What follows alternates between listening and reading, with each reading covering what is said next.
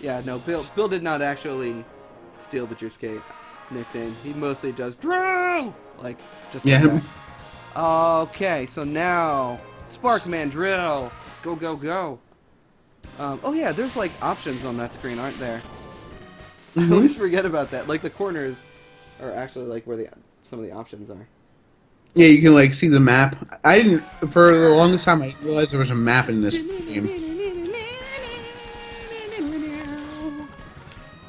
You are right, Tess. So This music is so good. it really is. Actually, real quick on that. Real quick on that. Everybody knows the guitar lead for this, but if you want some hard, like if you're at all musically inclined and you play a stringed instrument, try the bass part to Yeah, this. I'm Oh listening to my the bass god. right now. It is so slamming, like doom doom doom doom doom doom. Oh, I need what's it called? Boomer clangers to get that. Yeah. I'll be back. It was the bass part. And this is like one of the things I really appreciate in the Mega Man series is that they kept so. Okay, quick history lesson.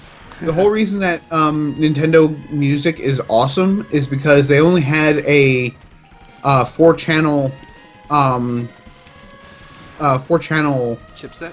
chip that would allow up to four different sounds at any given time. That included sound effects. Yeah. If you'll notice, sometimes throughout the Mega Man games, the music will drop a track when I'm like charging a weapon or firing a shot. That is why Yeah. that happens. Yes. So the later games, the later NES cartridges also had a I believe it was called a PRC6 chip, which added two extra channels to play with, which is cool. But so in order to combat like that, instead of having like these gigantic like chords, what they would do is they would really focus on melody and beat. So Mega Man, they decided to do it with like a rock influence kind of thing. Yeah. In the Super Nintendo, they had up to 16 channels, and then later on 32 channels of sampled sounds. So you started seeing a lot more chords, a lot more, getting towards what we now know as video game music. But the Mega Man X games consistently kept with that rock style, and they kept focusing melody and kept keeping their stuff melodic as opposed to chord structure, more horizontal motion than vertical motion, Yeah. which is cool. That's definitely something that I appreciate. But with the 16-bit, it allowed, because we're using A, samples, and B, we do have those channels. They actually did start with a little bit more vertical motion than they had in the past, and they really, really mess with sound. So we had that electric guitar, and in this case, in this song, we have slap bass. Yeah. So Oh, it's I so can say it with the tongue ring.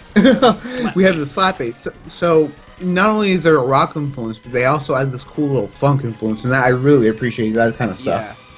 Yeah. Oh, it's so good. This is the most slamming song of the Mega Man soundtrack.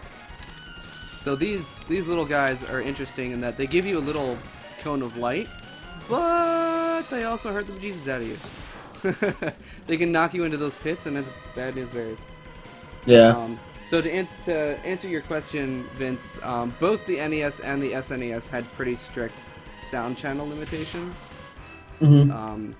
There were times playing X3 where like I'll be charging a shot when I get into a boss room, and oh, this is gonna hang on. I need to waste this. All right, I actually really don't want to use my charge version of this shot on him.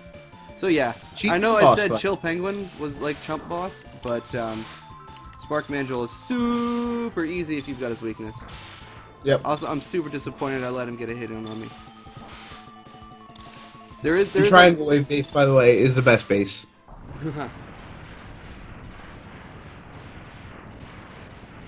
Actually, triangle wave bass is still used in a lot of video game music today.